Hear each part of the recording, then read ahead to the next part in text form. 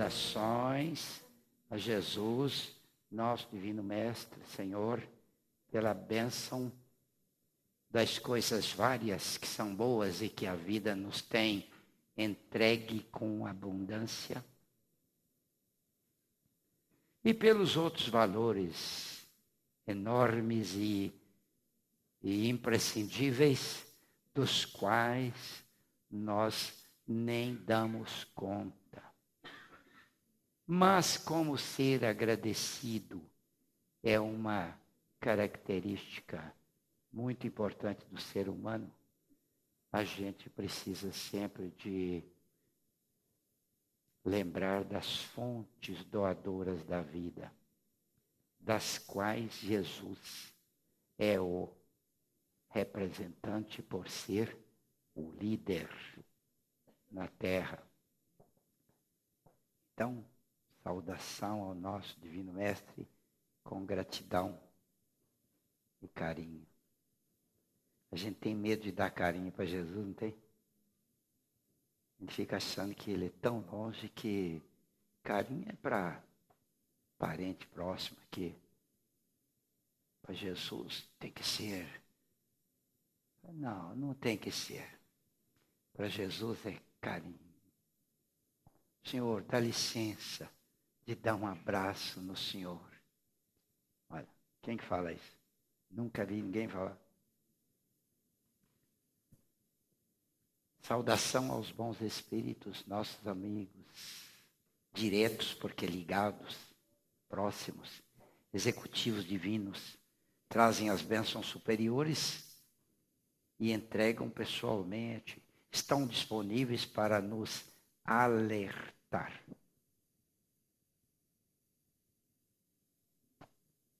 E às vezes promover recursos que nós não damos conta, não damos percepção.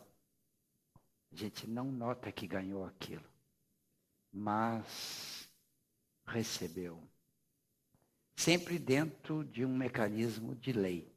A lei divina regula as entregas, os ganhos, através das necessidades e dos merecimentos. Refletir sobre isso é importante demais porque tranquiliza o ser espiritual.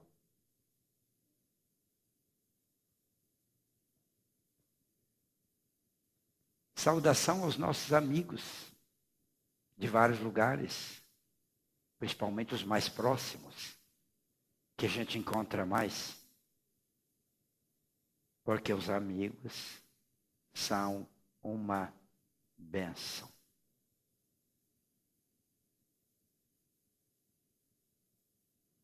Então, saudação aos amigos com gratidão ao divino, por causa disso. Saudação ao público aqui presente que, com paciência e bondade, nos tem tolerado durante sequências de semanas e de afetos. Eu fico me perguntando por que o público aguenta a gente tanto, né? Fico me perguntando. Mas eu não sei a resposta disso.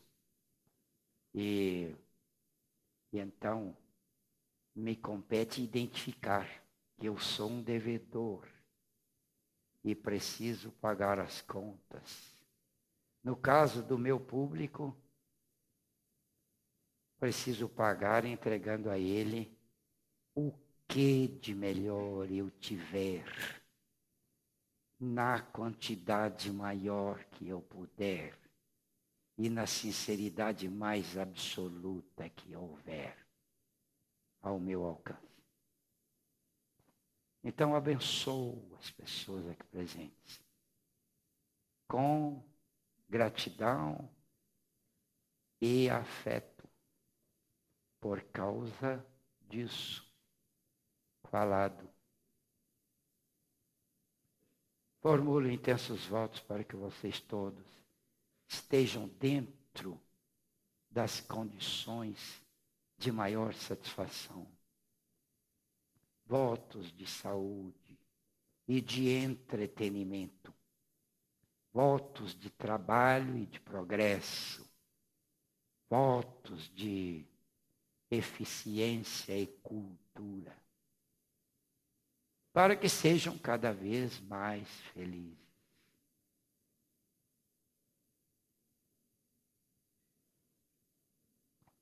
É isso. Estamos, mais uma vez, celebrando o Frio Rio Pretense, que é tão bom que pode ser exportado para os países nórdicos, porque lá aquele friozinho deles não pega beira com o nosso aqui. É.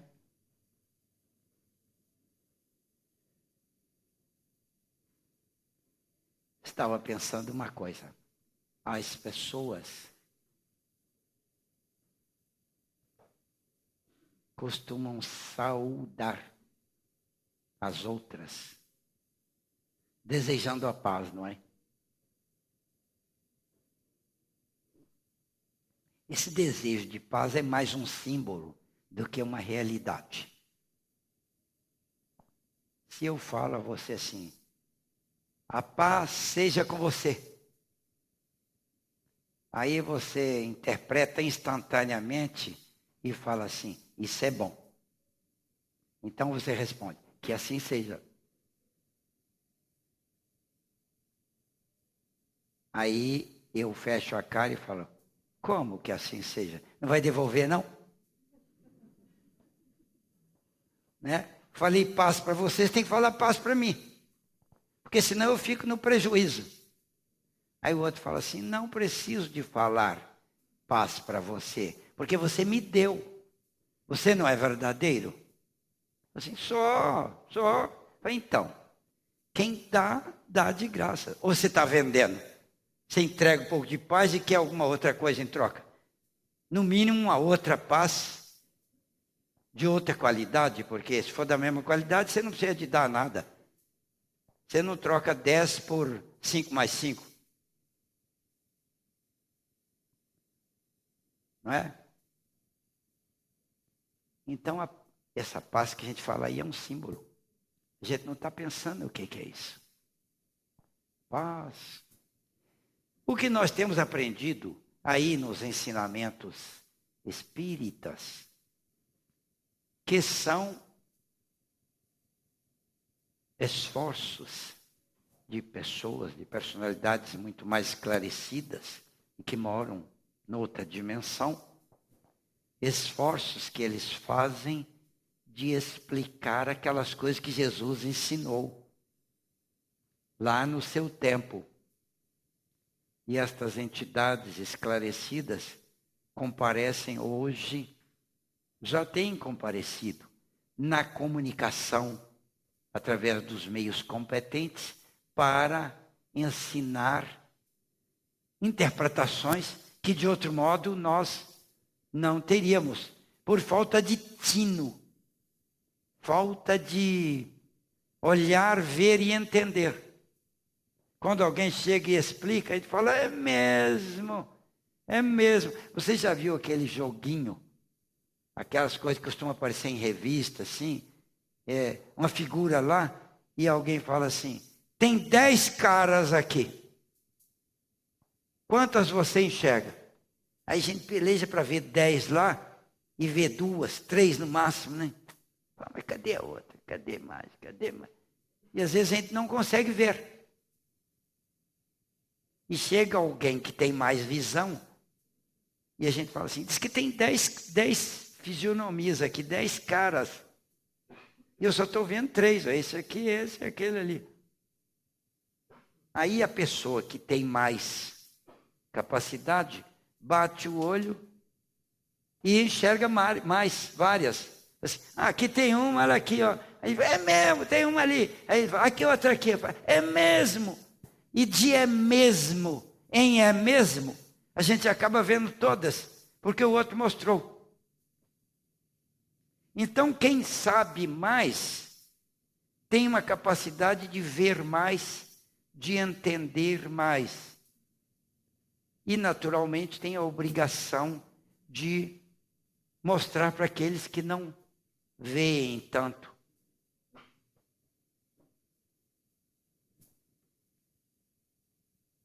Muitas vezes eu ficava assim, pensando, por que os adultos conseguiam ver coisas que eu, como criança, não via de jeito nenhum? Principalmente esses negócios assim essas coisas que perguntavam, charada, por exemplo, pergunta, quebra-cabeça. Eu não via aquilo. Eu pelejava para ver lá e tal. Chegava uma dúvida assim, não, é assim, assim, assim. E eu pensava, só porque ele é adulto, ele faz o que eu não sei fazer. Será que quando eu for adulto, eu também farei isso que ele faz?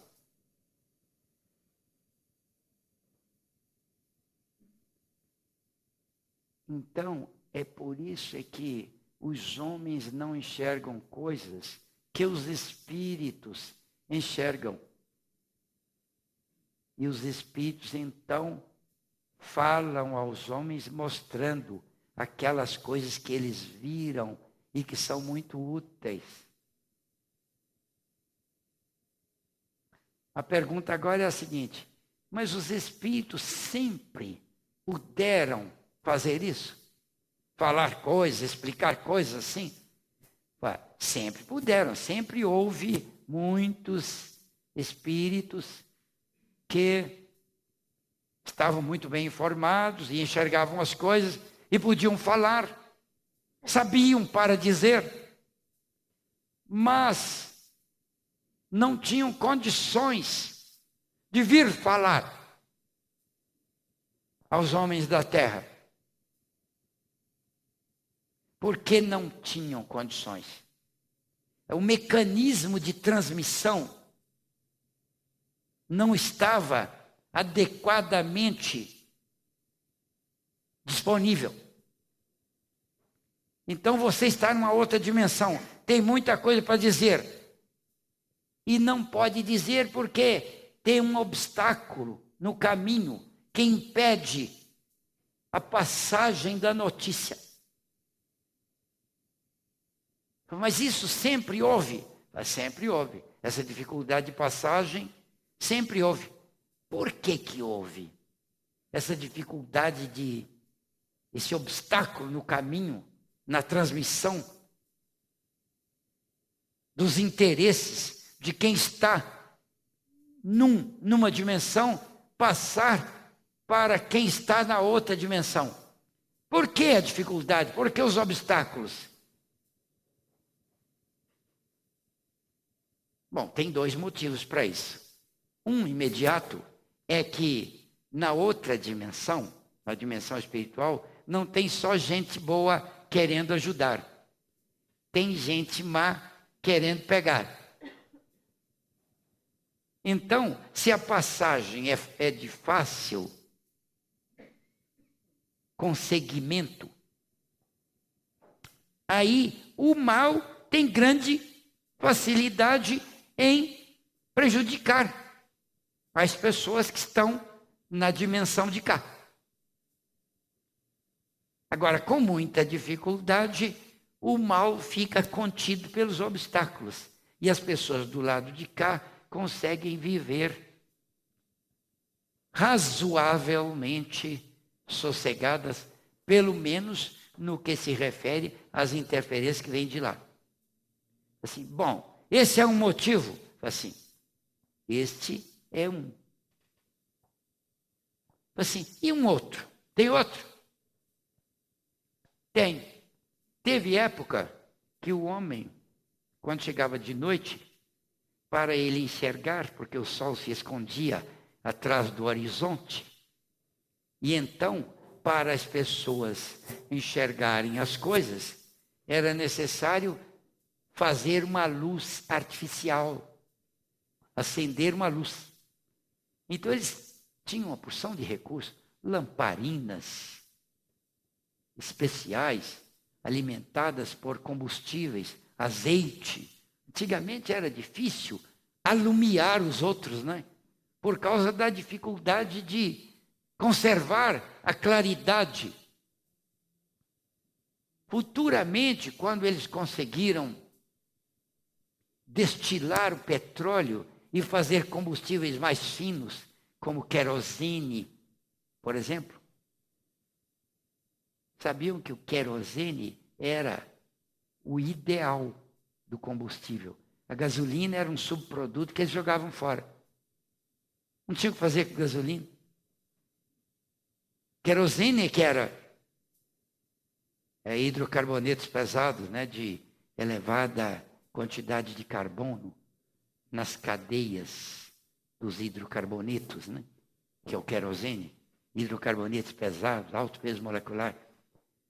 E a gasolina, com produto mais fino, com hidrocarbonetos mais leves, não tinha utilidade.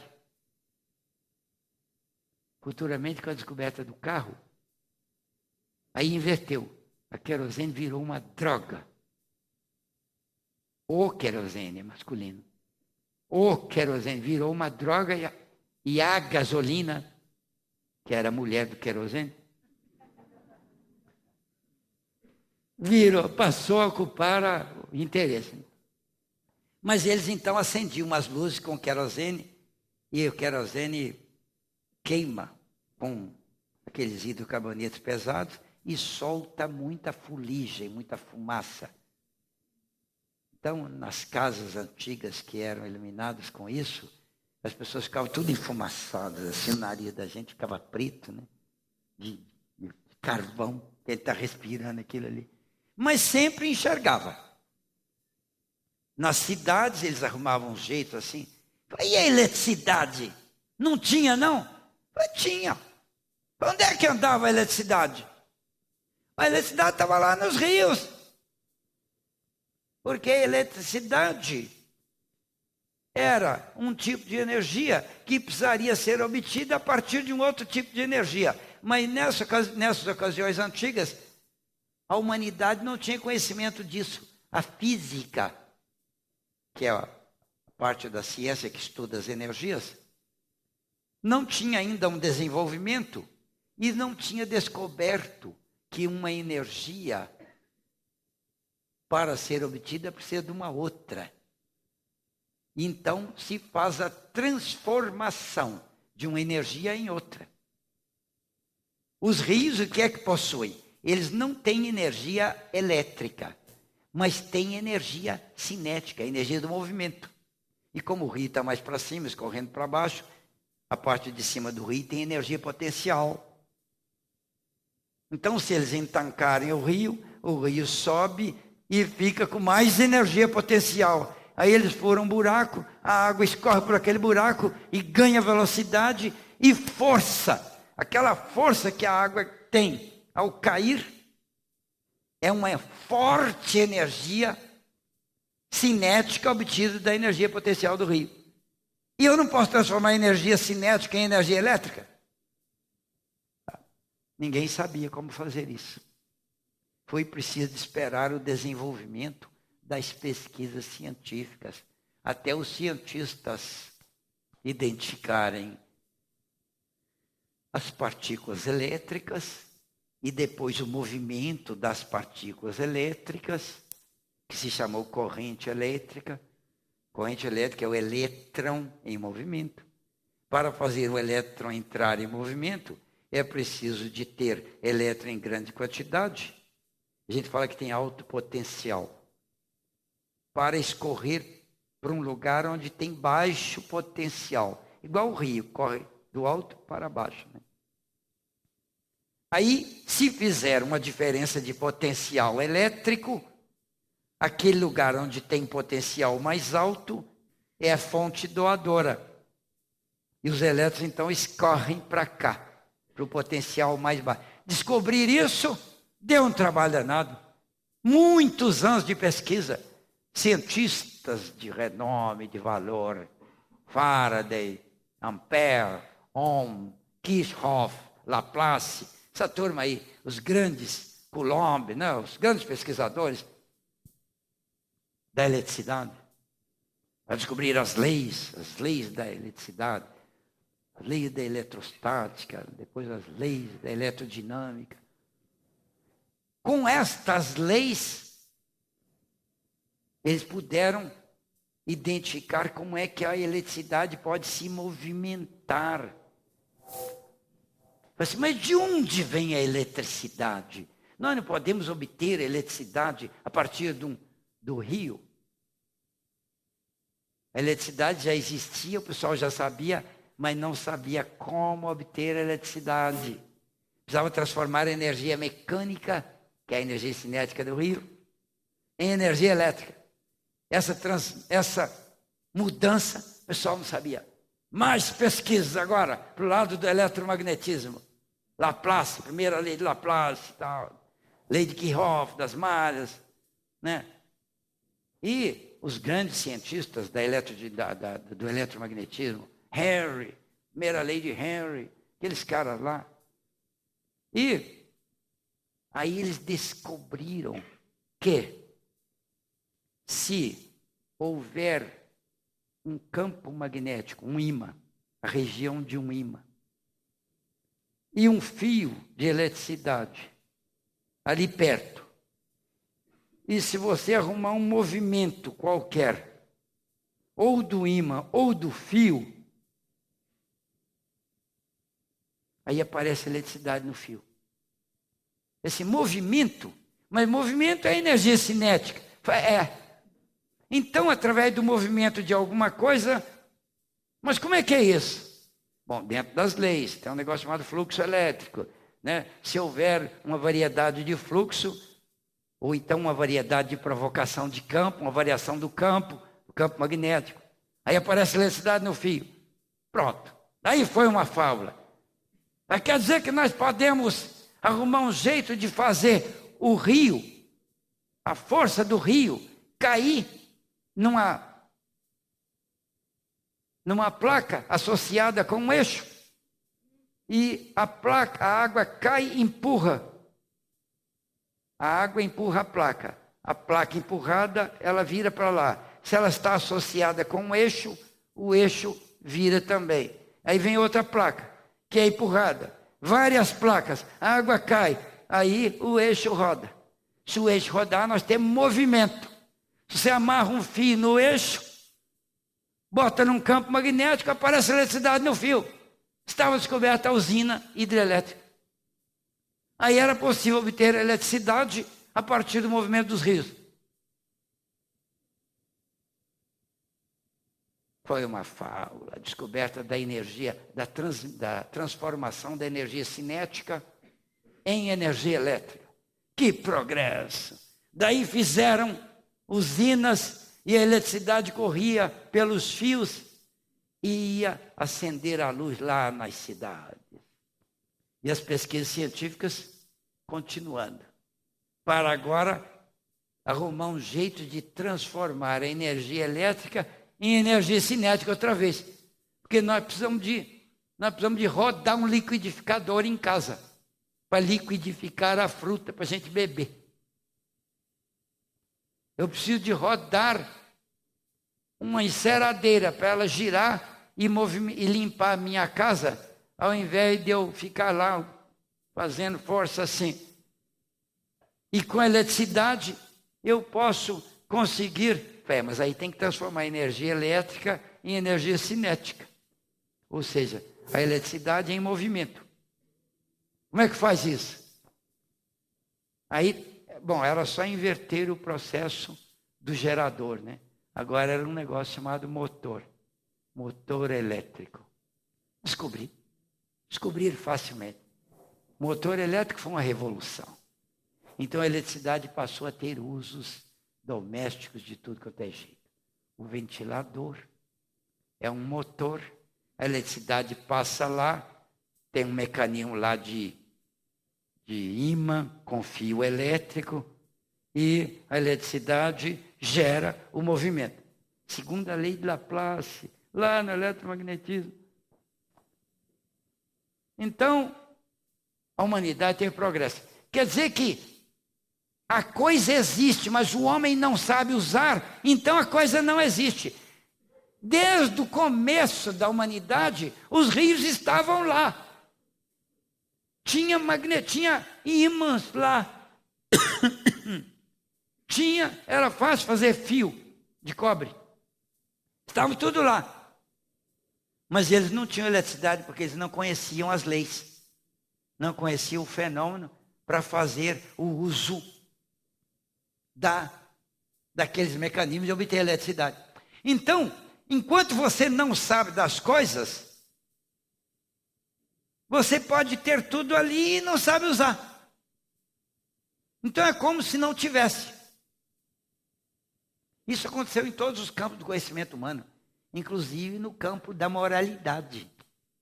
O conhecimento do bem e do mal existe desde sempre. Desde sempre. Quando Jesus veio à Terra, ele começou a mostrar alguns funcionamentos da convivência que ninguém tinha pensado. Antes já era possível alguém ter falado aquilo. Mas ninguém falou. Ninguém sabia. E Jesus, então, inaugurou uma série de processos novos no comportamento mediante o ensino de como é que se devia fazer. Mas por que eu tenho que fazer? Porque dá mais certo para você, é mais útil para você. Experimente tratar as pessoas com delicadeza e bondade, ao invés de tratar com exigência e grosseria. Se você fizer isso, você colhe resultado muito melhor. Jesus falava isso. O pessoal não acreditava. Assim, bom, é preciso de esperar o amadurecimento, né? Mas se a gente informa, eles vão pensar naquilo e quando der um estalozinho neles lá adiante, eles vão conseguir lembrar que aquilo ali é uma regra. Então, com o ensino, é muito melhor para a pessoa conseguir fazer.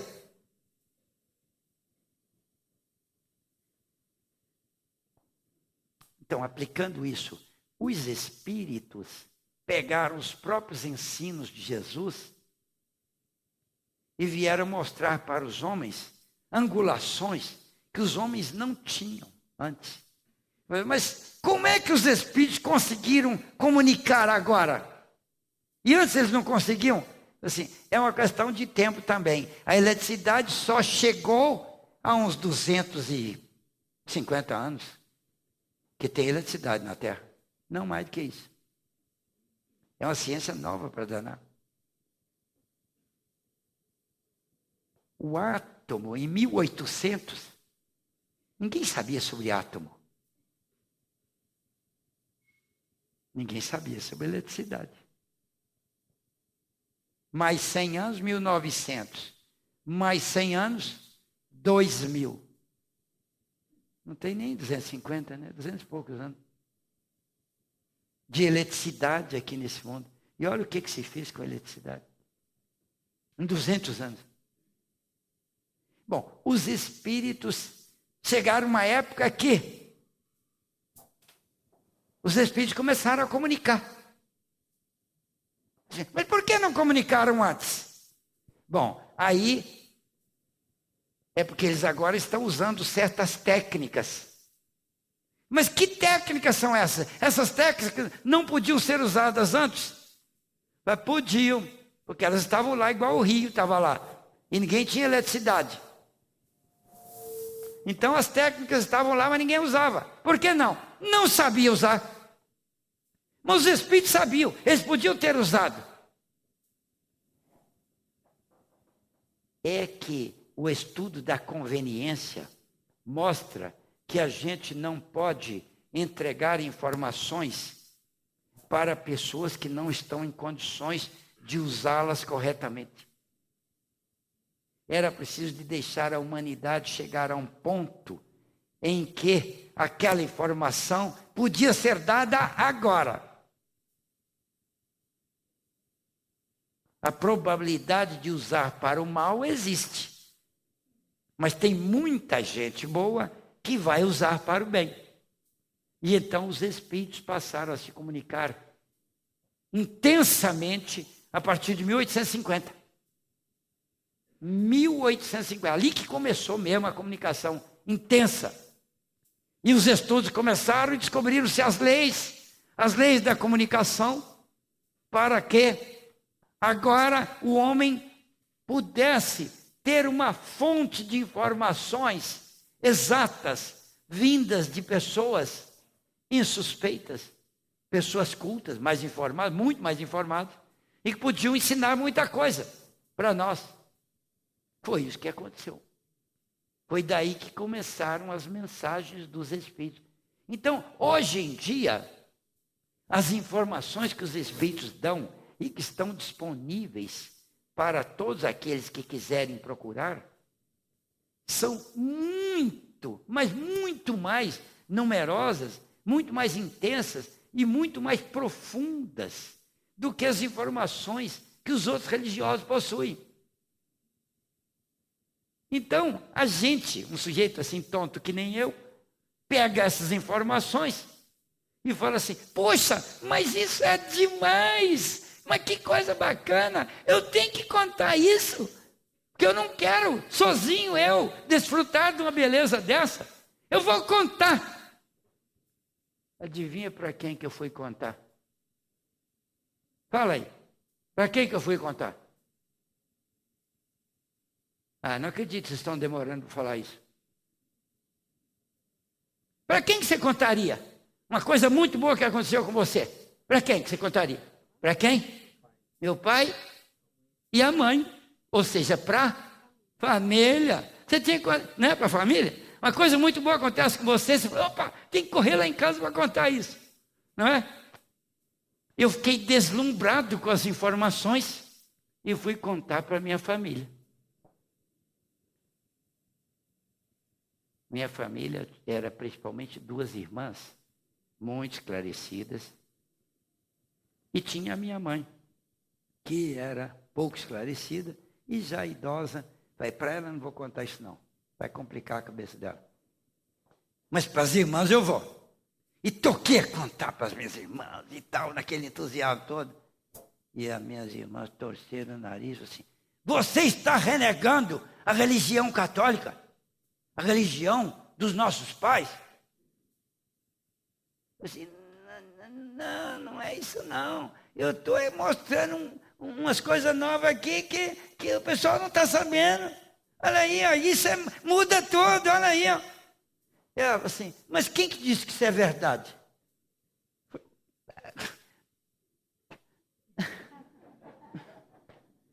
Tem muita... Como é que eu ia mostrar para ela todo o mecanismo através do qual aquelas conclusões foram tiradas? Anos de estudo, pesquisas de cientistas e tal.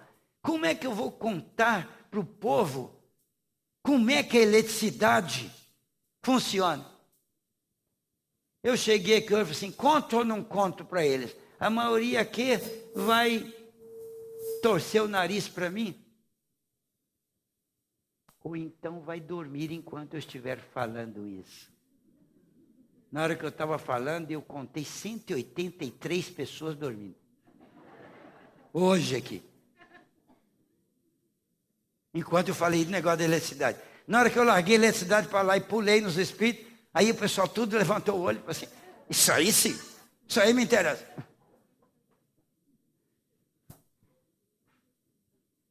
Mas eu já sei disso, eu já apanhei muito lá em casa por causa disso. Chegou num certo ponto que uma das minhas irmãs falou assim: olha, eu vou pedir um favor para você. Não fala dessas coisas de espiritismo aqui dentro de casa, não. Nós não queremos saber disso, não. Eu falei: mas não é espiritismo. Eu estou falando de uma nova maneira de viver, que é útil demais para todo mundo. Faz parte, é uma sequência daqueles conhecimentos que você já tem. Não é para anular aquilo lá. Quando você sai do curso primário e entra no curso seguinte, que hoje em dia chama fundamental, né? Quando você entra no tal curso fundamental, aquelas coisas lá do primário ficam erradas? Não! Elas estão certas, mas agora é mais informação. Depois, quando você termina o fundamental e vai para o curso médio lá para frente, tem muito mais informações. Não anula nenhuma das informações para trás. Mas você não vai ficar no beabá da cultura a vida toda. Tem uma hora que você vai passar por BEB, BIB, tem muita coisa para você aprender. Agora você só fica no beabá. Não, beabá tá bom.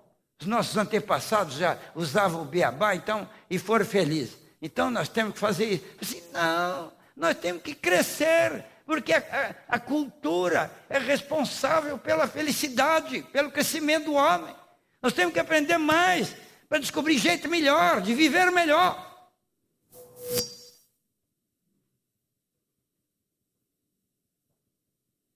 Então, é por isso que nós gostamos, nós usamos isso, de citar que os Espíritos falaram. Porque os Espíritos, eles estão, digamos que aqui é o limite entre a dimensão espiritual, e aqui de baixo é a dimensão física. A dimensão física, essa onde nós moramos, está junto com a outra. A separação não é um muro, não. É vibratória. É uma questão de densidade de massa. A massa aqui é muito densa. A massa aqui é muito menos densa. É tão densa, é tão pouco densa ali para as nossas condições aqui, que a gente, perto de um sujeito de lá, a gente não o enxerga. E se passar a mão assim, a gente não o encontra. Mas se a gente estiver em condições de, vamos supor que a gente próprio passasse para lá, nós teríamos agora uma estrutura com uma massa igual a deles. Aí nós os veríamos e se der um tapa nele, vai pegar e vai doer. E aqui, se der um tapa, não pega, não dói. Então, é por isso que é difícil a comunicação dali com o pessoal daqui. Mas eles não estão lá, não. Eles estão aqui perto da gente. Mas é outra dimensão. Então, a passagem de uma dimensão para outra tem jeito de fazer por meio de recursos que ultrapassem a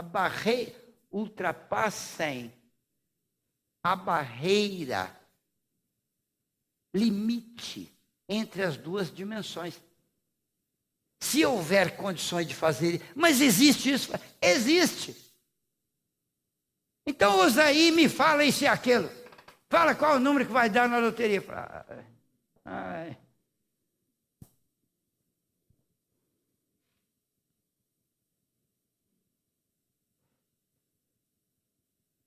Então, os Espíritos, quando se comunicaram, eles falaram, uma das primeiras coisas que eles falaram, assim, olha, nós não estamos comunicando para dizer a vocês coisas que facilitem a vida material de vocês aí. Por exemplo, você não vai me perguntar alguma fórmula para transformar chumbo em ouro. Não é isso que nós estamos trazendo aqui. Nós estamos trazendo aqui é o princípio moral, é a coisa da convivência correta. Veja bem, Jesus, quando veio, ele tinha informações notáveis sobre, se fosse para fabricar ouro aqui, Jesus fazia assim com um tijolo e ele já virava ouro. Nunca fez isso. Por que não fez? Porque não era isso que convinha. Jesus não veio para fazer transformações para nós. Ele veio mostrar qual era o caminho que nós haveríamos de usar para nós fazermos as transformações. Somente se você fizer é que vai ter valor para você. Eu não vou fazer para você, porque não é isso que é. É você que tem que fazer, porque nós não nascemos aqui na terra para ficar aí enfrentando uma dureza danada. enquanto outros estão numa vida muito gostosa lá. Para que é isso? Nós nascemos aqui para consertar a estrutura do nosso pensamento, da nossa maneira de sentir e de interpretar as coisas. Isso demora, isso é experimental. Agora, se você estiver regulado por mecanismos informados de como é que você deve se comportar, você ganha tempo. Senão você atrasa muito, repete muito. Então, a coisa que os Espíritos vieram trazer não era facilidades materiais, era informações sobre como conduzir melhor o modo de interpretar a vida e de conduzir o procedimento. Era por aí que a gente ia crescer em termos de valor próprio. Não interessa que você ganhe facilidades, interessa que você ganhe competência para ter mais valor, mais poder, mais estrutura, para você próprio realizar aquilo que convém a você. Isso não é coisa fácil que se ganha de uma hora para outra, mas você tem que descobrir pelo menos qual é o caminho por onde você deve colocar o seu esforço. Foi isso que Jesus veio ensinar. Jesus não veio salvar, veio ensinar o caminho da salvação. Ele falou isso o tempo todo. É o que você fizer é que vai valer. Eu não vim para curar os corpos. Jesus falou isso várias vezes. Eu vim ensinar o caminho que leva ao reino de Deus. Mas onde que é esse reino de Deus? É dentro de você. Então o Senhor vem ensinar um caminho que leva para dentro de mim? Arruma uma faca aí, fura um buraco, está aí o caminho. Assim, metáfora, meu filho, para dentro de você no sentido do seu entendimento. É uma metáfora. Então, essa dificuldade de entender isso existe até hoje. Todo mundo interpreta a religião como sendo um monte de recursos para melhorar a vida dos outros. A religião é um conjunto de informações que, se você souber, aí você vai ter o desafio de colocar em prática. E a partir daí é que o resultado da sua prática é que vai conduzindo você a estar melhor ou não, se você não conseguir conduzir do modo adequado. Ah, então religião não presta para nada, não é para me ajudar? Ah, meu amigo, a religião presta muito, muito. Todas as religiões são boas. A menos que as pessoas chamem de religiões certos ensinamentos e procedimentos para o mal. Aquilo não é religião. Mas às vezes o pessoal fala que é. Não é. Religião é só para o bem. E para o bem, todas as religiões são boas. Mas as religiões têm públicos especiais. Tem umas religiões que são fraquinhas para pessoas mais simples. Porque mais forte que aquilo a pessoa não entenderia.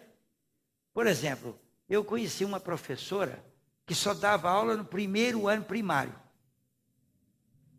E aquela mulher hipertrofiou a capacidade de dar aula no primeiro ano primário.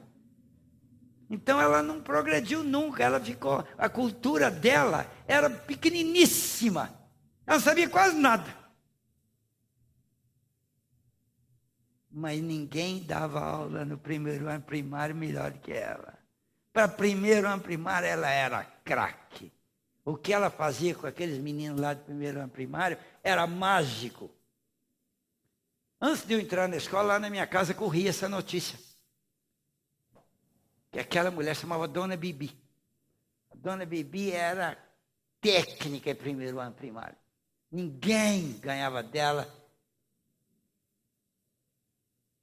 Então, os meus familiares lá chegaram à conclusão que eu tinha que passar por lá. Nem era na escola oficial, ela tinha uma escola particular lá. que ela só dava primeiro ano primário. E ela tinha 2 classes, uma de manhã, outra de tarde. Não tinha vaga. De tanta gente que queria.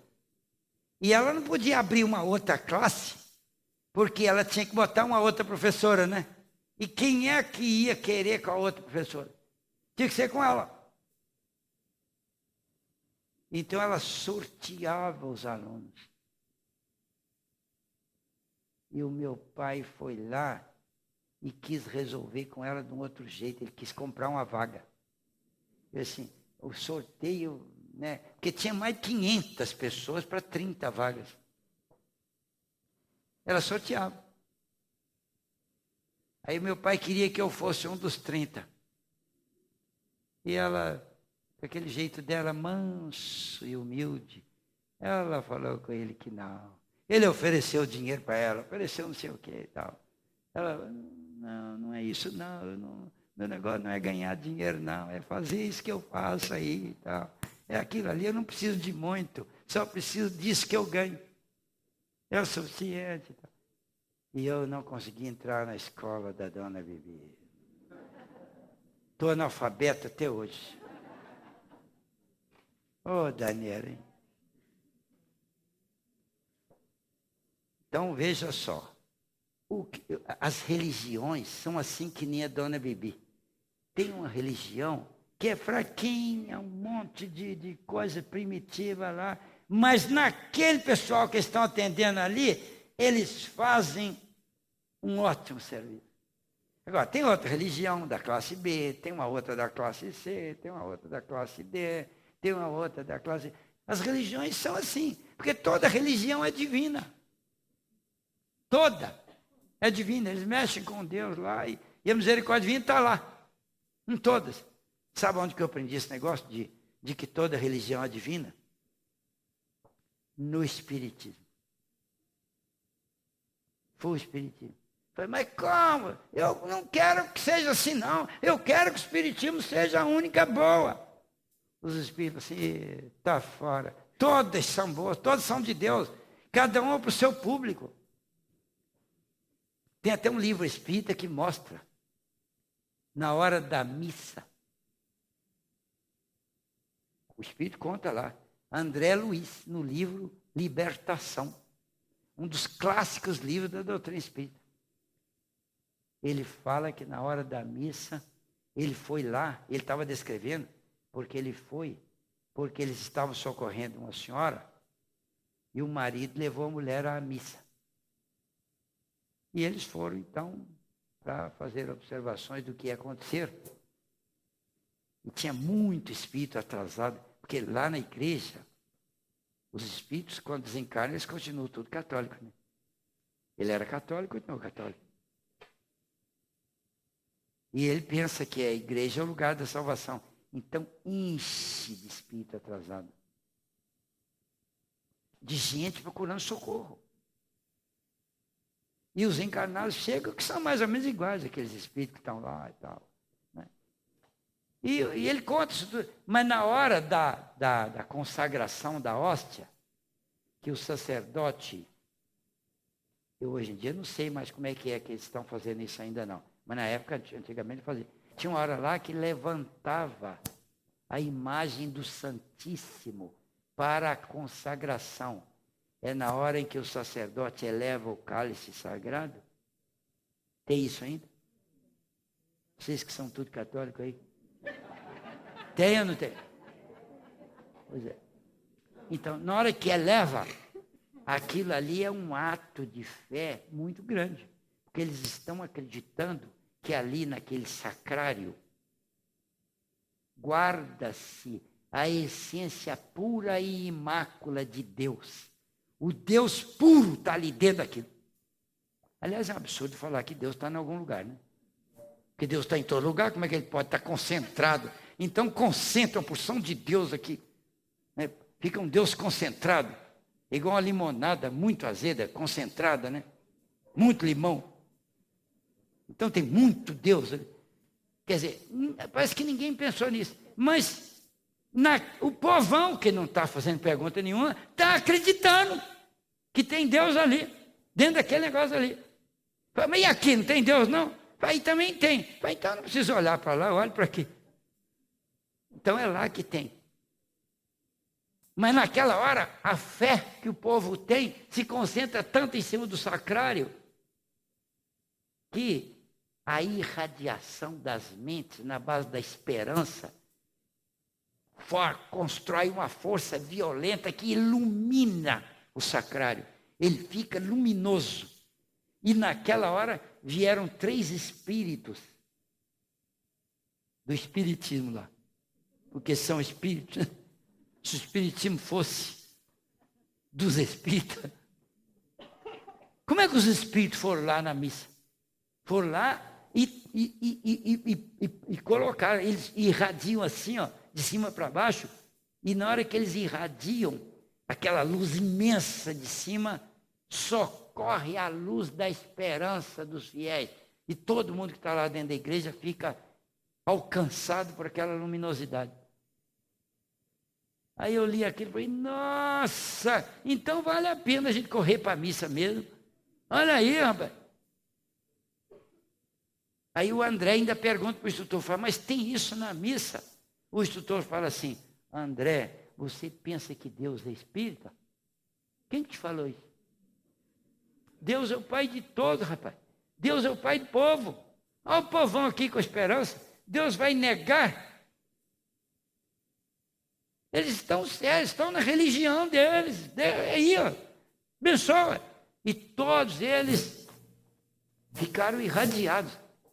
Quando eu li isso, falei, puxa vida, eu preciso mudar meus conceitos sobre a Igreja Católica. Porque quando eu saí de lá, eu fiquei achando que lá era uma droga. Tudo errado, tudo não sei o quê. Falei, não está errado, não. Aquilo lá é um conjunto de conhecimentos para aquele povo ali. Quem é que é espírita? É o pessoal que faz outro tipo de indagação. Se eles fazem essa indagação lá, eles não cabem lá. Eles acabam saindo. Assim, não tem resposta. Agora, no Espiritismo tem. Aí eles agarram lá. Não quer dizer que o outro lá está errado. Não tem resposta para você, mas você fez a pergunta, o outro lá não fez. Então, deixa ele lá. A minha mãe, quando veio morar comigo aqui em Rio Preto, quando eu mudei para cá, ela falou assim, filho, eu ia mexer com o espiritismo, né? Ela falou assim, eu preciso ser espírita? Ela falou para mim. Porque ela ia comigo, onde eu ia, né? Porque só eu ia fazer palestra, ela ia, eu era o filho dela. E ela gostava das palestras, gostava de tomar paz. O pessoal gostava muito dela, porque era minha mãe, queria me agradar, queria agradar minha mãe e tal. Então ela gostava muito de ser agradada, fez muitas amizades. E ela falou assim, mas não tem como o pessoal espírita para agradar a gente. Eu falei assim, tá certo, né? Assim, eu preciso ser espírita? Eu falei assim, não. A religião da senhora é lá. Eu levo a senhora lá. Ela não ia mudar. A crença dela está muito voltada para os rituais católicos, aquelas coisas. Deixa.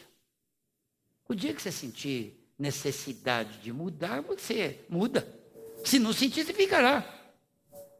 O Espiritismo tem outras exigências e outras respostas. Não é igual lá. Então eu aprendi a respeitar todas as religiões no Espiritismo. Através do Espiritismo, eu aprendi a respeitar a Umbanda. Eu perguntei para pessoas, tal, né, que loucos, assim, que têm conhecimento muito maior do que o meu, tal, sobre a Umbanda. Eu falei, mas lá na Umbanda, aqueles negócios deles lá, aquelas fumaças, aqueles troços lá de rituais, que lá não está com nada. Eu, né? Assim, fala isso não, meu filho. Aquilo lá tem uma classe de gente que está naquela linha ali. Então, eles também estão amparados pela misericórdia divina. Muitos espíritos que estão lá, comunicando lá, são espíritos bons e que estão lá ajudando as esperanças e tentando conduzir as pessoas também. Assim, mas o objetivo lá é só de resolver problema material. Assim, que seja. Que seja. Eles, digamos que estão aqui, não estão aqui, não estão aqui. Então, vamos, mas eles estão se ligando ao divino, de algum jeito.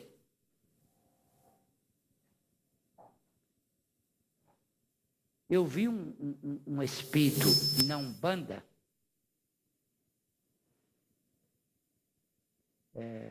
socorreu uma senhora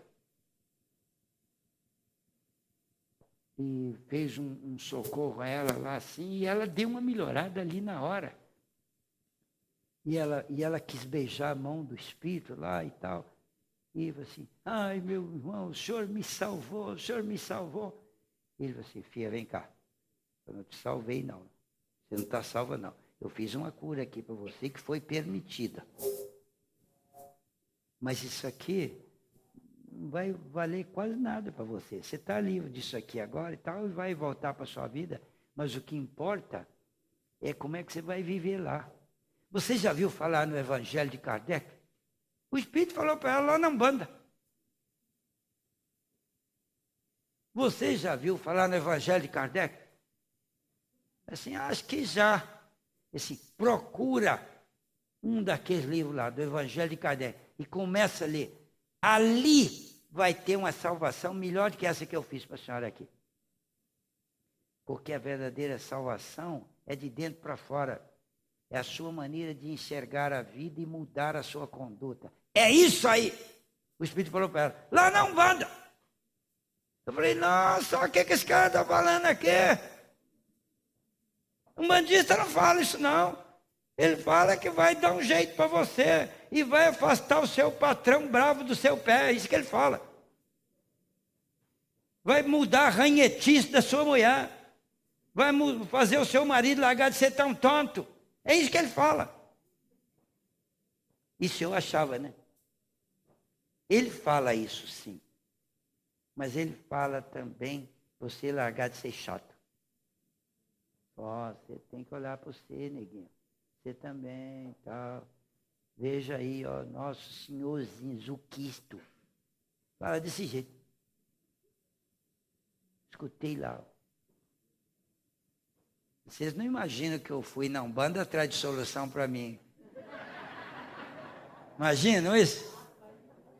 Pois eu fui. Eu não era espírita. Falaram que lá tinha solução. Ah, vou lá, ué.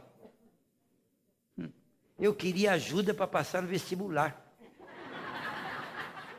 Vou lá, vai que o homem aí me ajuda e eu passo, né? Eu não sei a matéria direito, só com o espírito. Perdi um tempão lascado lá. Tomei a maior bomba da paróquia no vestibular.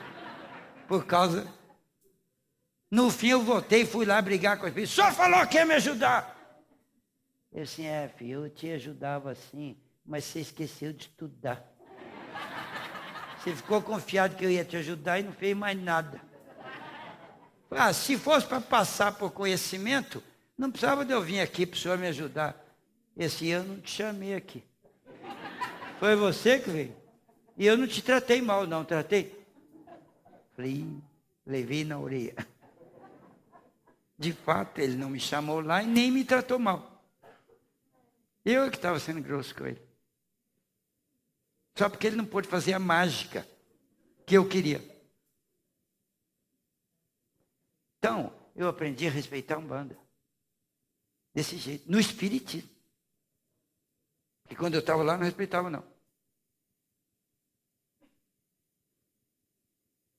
E aprendi a respeitar os protestantes também. Aí já foi o Divaldo Franco que mudou a minha cabeça.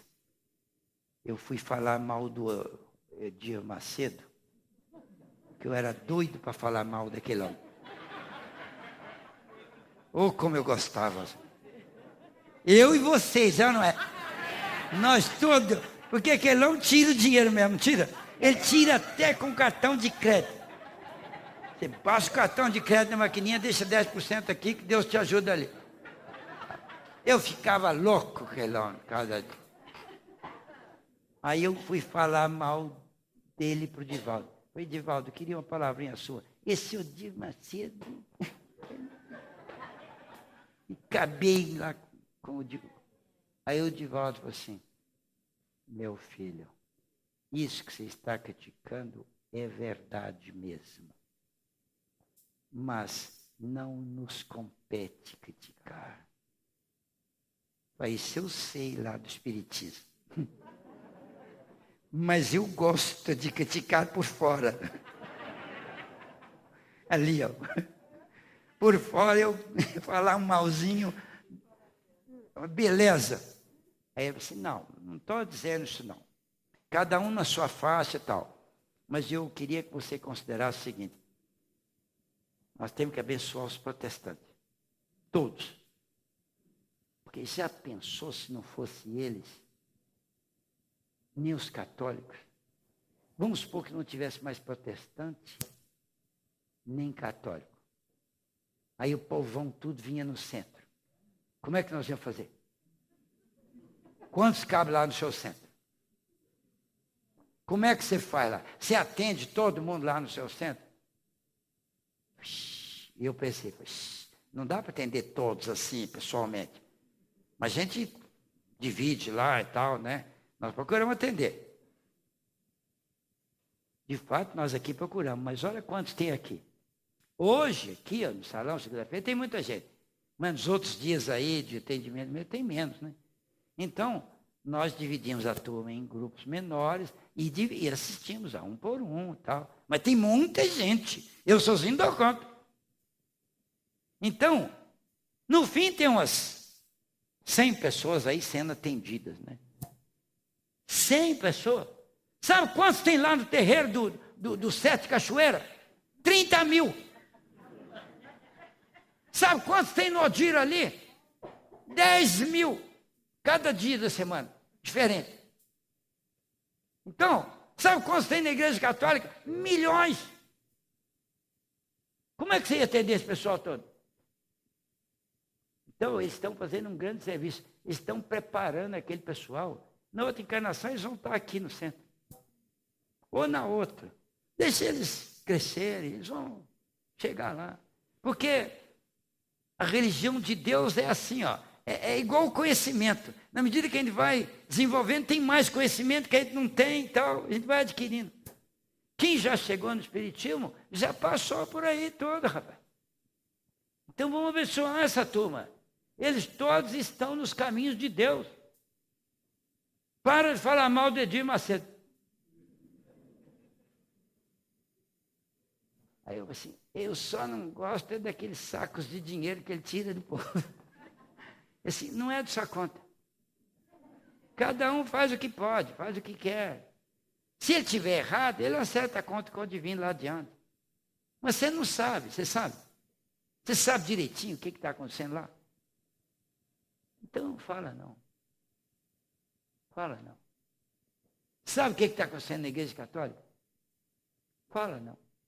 Tinha um padre aqui nessa igreja que eu também gostava de pegar no pé dele. Sabe por quê? Porque os pobres, que aqui dá comida, dá uma opção de coisa e tal, né? Vem muito pobre aqui. E lá na igreja não vai. Eles não mexem com comida lá e tal, né? Então, os pobres erraram um dia e foram bater lá pedir comida. Aí ele levou a turma até na... Eles é que me contaram. Levou eles até na porta e falou assim, ó, comida é lá, ó. Nós aqui reza. Lá eles dão comida. Coitado do padre. De fato ele faz isso. E ele achou que era uma honra, né? E eu achei que era uma desonra. Falei, tem que dar comida também lá, rapaz. Não, quer dizer, não é que eu estou reclamando, não. Mas Jesus ensinou que primeiro você mata a fome do cara. Você não vai ensinar evangelho para ele com a barriga vazia. Ele nem escuta.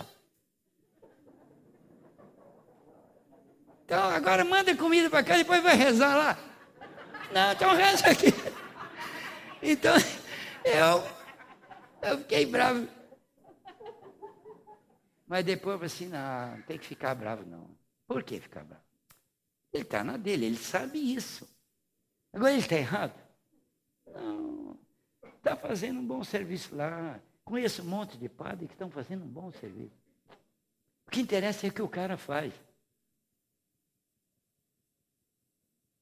Então você aí, ó, a sua religião, qualquer que seja, não vai ajudar, não salva a sua pele, não. O que vai salvar a sua pele é o que você faz. Se você não entrar no eixo da bondade, do afeto, da camaradagem, do entendimento, da doçura, da solidariedade, e ter um pouco de paciência com os padres, e com os pastores, com os umbandistas lá, que da sua boca não saia uma palavra contra ninguém, nem contra os homens maus, nem contra os deputados. Eu adorava falar mal dos deputados. Tudo corrupto. Eu falava. Depois descobri, faz isso não. Eles não são corruptos, não. Pois são! Assim, não são. Eles são o povo brasileiro. Se você entrar lá, você vai fazer a mesma coisa que eles. Você agora fala grosso porque você não está lá. Mas na hora que você estiver lá, com essa panca de honesto aí, vem alguém com um cheque de 500 mil para você dar um voto. Quero ver se você dá ou não. 500 mil. Ninguém nem vai saber, é aqui entre nós. É só você votar no projeto. Daqui. Na hora lá do voto, vai ou não vai? Vai. Por que você acha que deve ir? É porque eu tenho a minha convicção e a minha consciência. E quem é que vai discutir comigo? Porque ou eu voto sim ou não, né? Ninguém vai descobrir que eu votei sim por causa dos 500 ali. Então esse negócio de corrupto, não fala não. Você não sabe se eles fazem isso. Você só sabe que você faria se estivesse lá. Se eles estão fazendo ou não, não é de sua conta. Ore pelos deputados, senadores, vereadores aqui, ó. Esses vereadores aí que a gente tem vontade de pegar eles, né? Não pega não, abençoa. Deixa o promotor pegar. Você abençoa. Se ele estiver errado, a lei pega ele. A lei divina. Cuide do seu pé, pavão. Pare de observar defeito dos outros. Então, isto eu aprendi no Espiritismo. Com os Espíritos falando isso para mim. Que a minha tendência era... Ainda é até hoje. Eu preciso tomar muito cuidado. Para a gente fazer um esforço de conduta. Porque nós nascemos para aprender a educar as tendências. Educar a nossa conduta. Melhorar a nossa maneira de julgar, de avaliar os outros. Nós temos que melhorar isso. Como é que você lida com uma pessoa chata? Ah, o cara é chato. Pois é, o fato de achar o sujeito chato já te coloca do lado do pecado. Você está montado no pecado aí quando você acha alguém chato. Ah, mas o cara é chato mesmo, como é que eu faço para não achar? Jesus falou para não julgar, ele não falou para não avaliar. Avaliar você pode. O cara é chato. É. Tá bom, e agora o que você vai fazer? Nada. Abençoar ele. Ah, bom. Isso é o que Jesus falou. Não julgue. Julgar é avaliar e condenar. E nós estamos falando, avaliar você pode. Condenar é que não pode. Porque se você condenar, você entrou no julgamento. Então nós não podemos condenar os outros. Ficar vendo o erro do outro e botando defeito nele, para ele parar com o defeito. Ora, o defeito é da conta dele. Deixa ele. Tem gente que não consegue fazer melhor. Tenha paciência. Educa a pessoa ali. Às vezes você tem um filho pequeno ali, preguiçosão. O que você faz? Vai ficar xingando ele, preguiçoso, batendo nele? Não, eduque-o. Tenha paciência com ele. Tenha paciência. Ah, mas ele é um preguiçosão, não faz nada. Ele é seu filho, né? Então você tem culpa nisso aí. Quando você fala mal do seu filho, você está falando mal de você. É você que educou ele. Ah, mas eu sou trabalhador e ele é um preguiçoso. Você tem que ter paciência com ele e ajudá-lo. Ele não nasceu seu filho à toa. Diante de Deus, você é responsável. Agora, sabe como é que ajuda? Não é brigando, não. Não é xingando e botando defeito e batendo, não. É com afeto.